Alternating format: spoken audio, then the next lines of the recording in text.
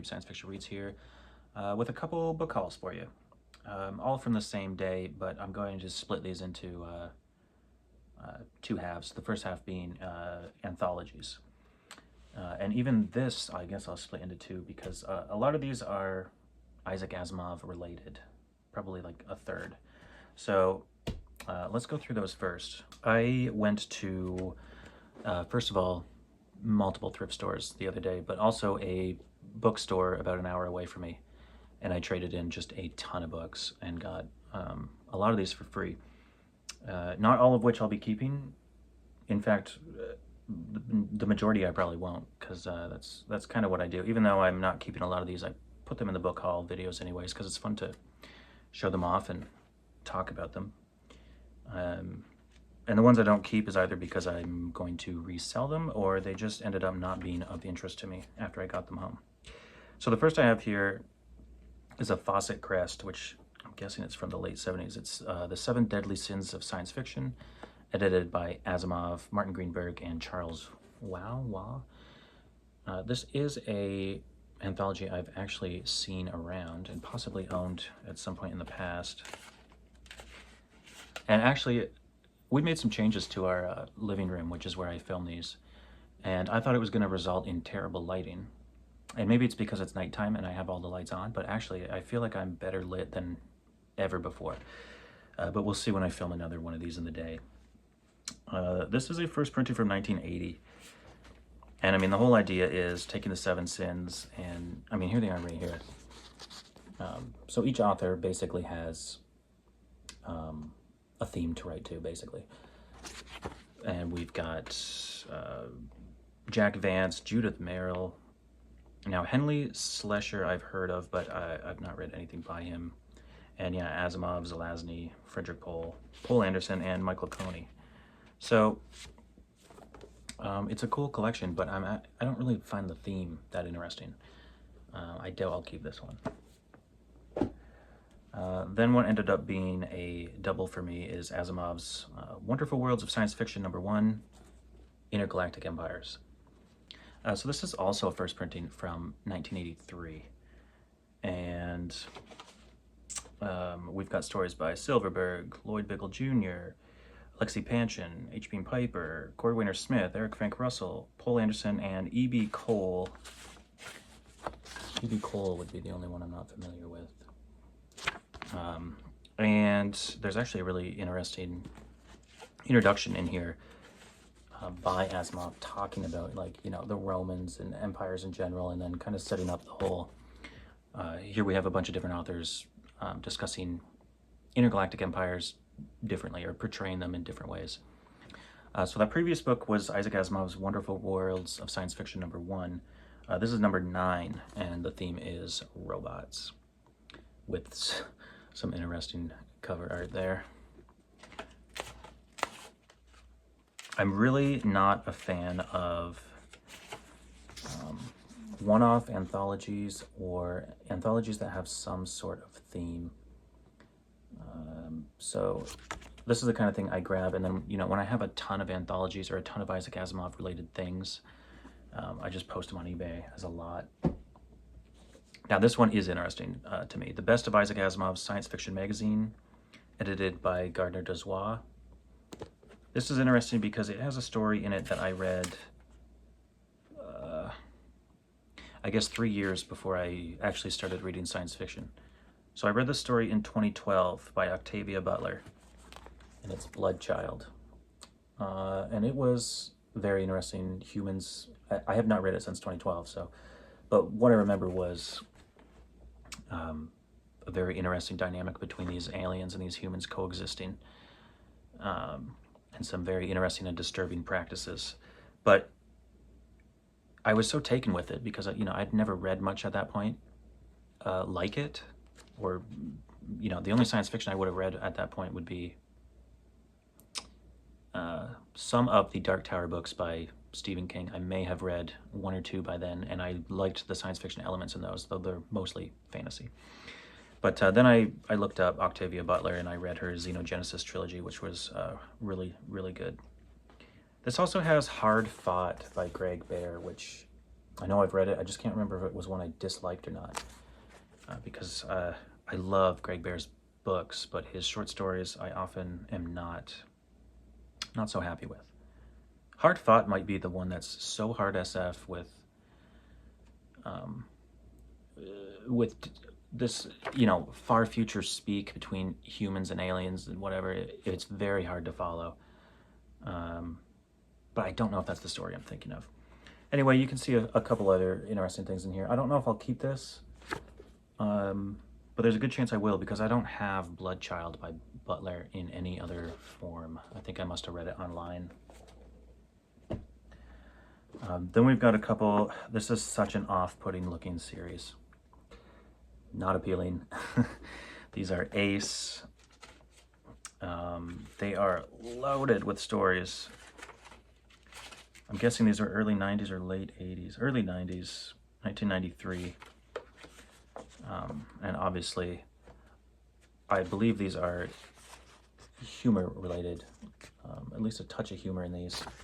I'm really not interested in that so much, nor am I interested in any of these really. I mean, they're a little too random for me, these random anthologies. I mean, this one does have a lot of good authors, but I just can't see myself picking this up and reading it. I'd rather read, I don't know, one of the more landmark anthologies or something from a series of anthologies. There's a couple series I'm collecting. Here's another Isaac's universe. Actually, this is different than the Isaac Asimov Worlds of whatever. This is number 3 in Isaac's universe. I do know a little about this. This is where he came up with a human-alien intergalactic empire, which I don't think he actually wrote anything like that.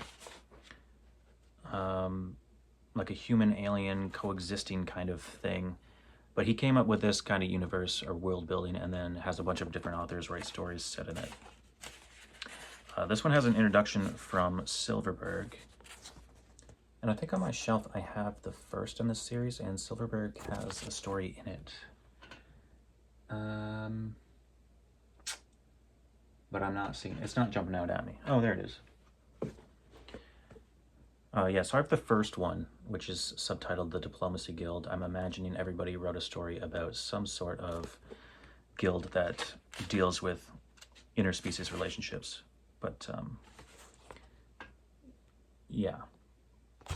I did keep this, and I will keep this, because I do like the idea of a bunch of different authors writing in the same universe. I know Harlan Ellison has that one book he wrote. Or he wrote a short story. I can't think of the name right now, but I'll put a picture up. That sounds like a cool shared world. I would love to find a hardcover of it, because it's got great cover art, but I've never found a copy yet. And then the end of the Isaac Asimov related anthologies is Foundation's Friends, which is obviously a bunch of short stories written by other authors taking place in the Foundation world. I think I've had I might actually have a small mass market. I'm not keeping this because of the size. I don't want, you know, large trade paperbacks. All right, and then the more random and exciting stuff. I've got Donald Walheim's the 1983 annual World's Best SF. This is a Da Yellow Spine, but I have the complete series in hardcover, except for there's one year where they did not release a hardcover. I can't remember which year it is, but I don't have it. It's not 83 though. I believe I have this. So this I will, it's terribly sun faded on the spine, but otherwise the spine's like uncracked. That'll just go in some anthology lot that I'll put up on eBay someday. Here's another cool one. An anthology of speculative fiction edited by Ursula K. Le Guin and Virginia Kidd, who I do not know, but this I've seen around before online. I think I saw somebody talk about it a couple years ago. This is from 1980. Yeah, it's got an interesting mix of authors there. And, you know, old creasing, but not really cracked at least. So that one's a cool one. This one and others in this series are, for some reason, quite pricey online. I don't know why. There's probably no actual good reason for it, but this is the 8th annual collection of best science fiction stories of the year, edited by Gardner Dozois. Terry Carr and Gardner Dozois are two editors I want to check out because they're so prolific, right? So I don't know if I'll keep this one or not. I mean, I don't think I've come across this series before. It's a cool Dell SF. I do like Dell SF. I have so few of them, and I don't find that many. This is from 1979. And I see John Varley's Persistence of Vision, which I've come across before. Gregory Benford's In Alien Flesh, which, yeah, started out as a short story. I don't know if he expanded it or not, but I have a book version of it. But yeah, this I do find neat, but I probably won't keep it. I can't see myself keeping it.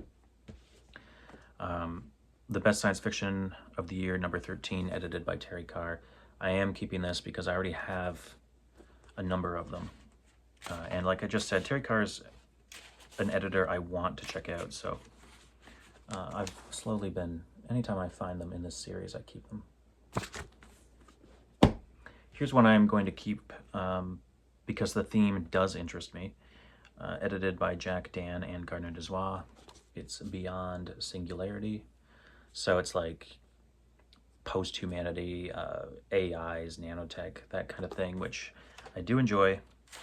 But these were written, you know, earlier than some of the more contemporary stuff I've read, such as Neil Asher or Alistair Reynolds. This is an Ace book from 2005.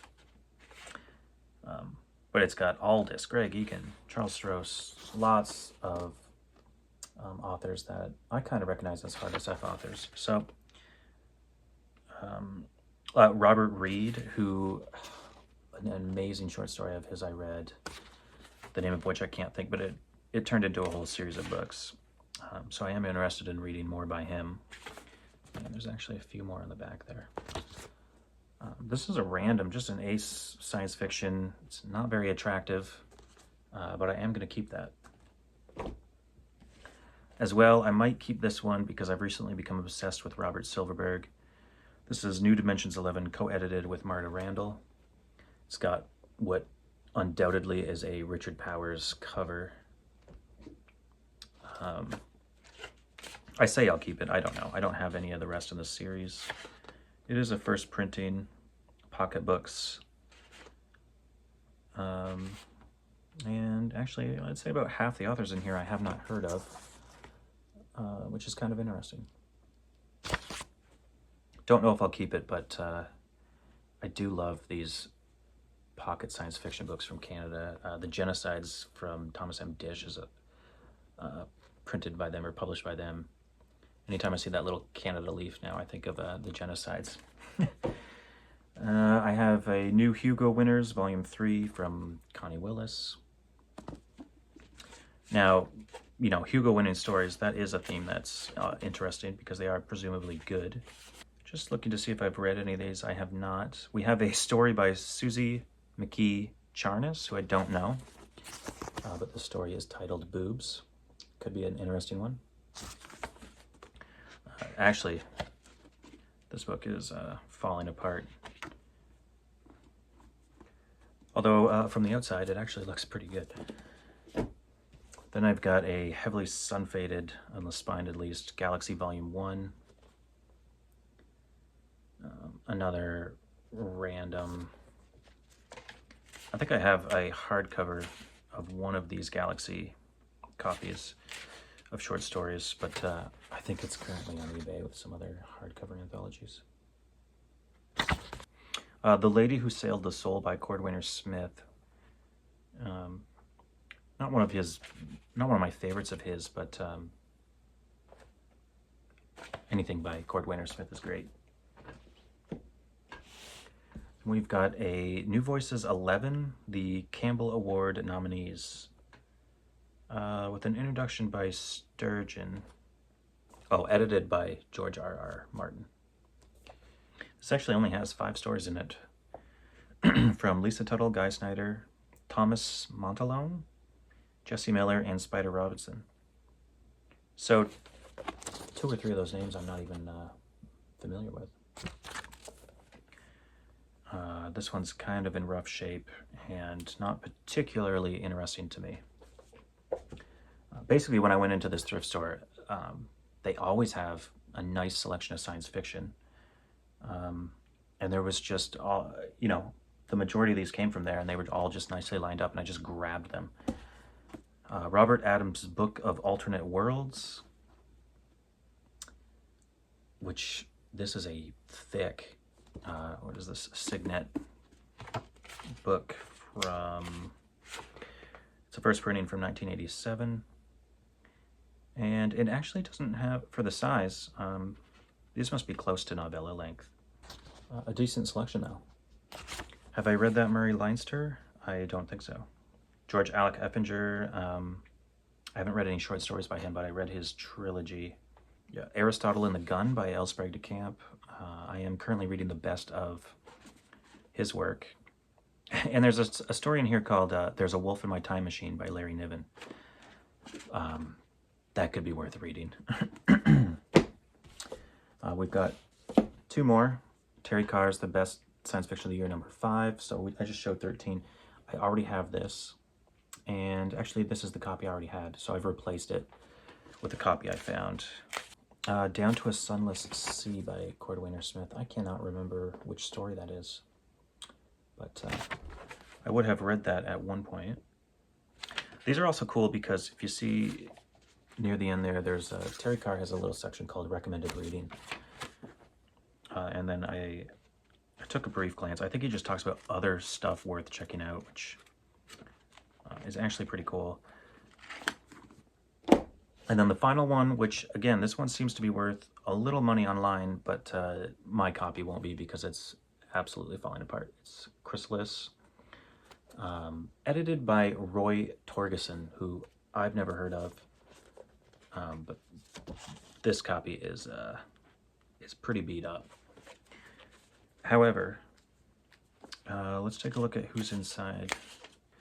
Harlan Ellison, Richard Lupoff, Spider Robinson, Chelsea Quinn Yarbo.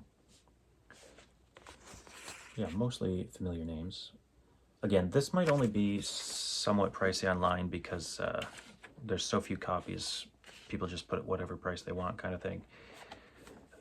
Whereas I just look up what other people are selling things for and undercut them drastically usually to try and sell it. But that is the end of the anthologies, some of which I'll keep, others I'll donate, and a couple I will eventually sell. And in the next video, I will show off an even larger amount of paperbacks, most of which I got for free at this bookstore that I traded in a bunch of books for credit. So we'll see you in that one.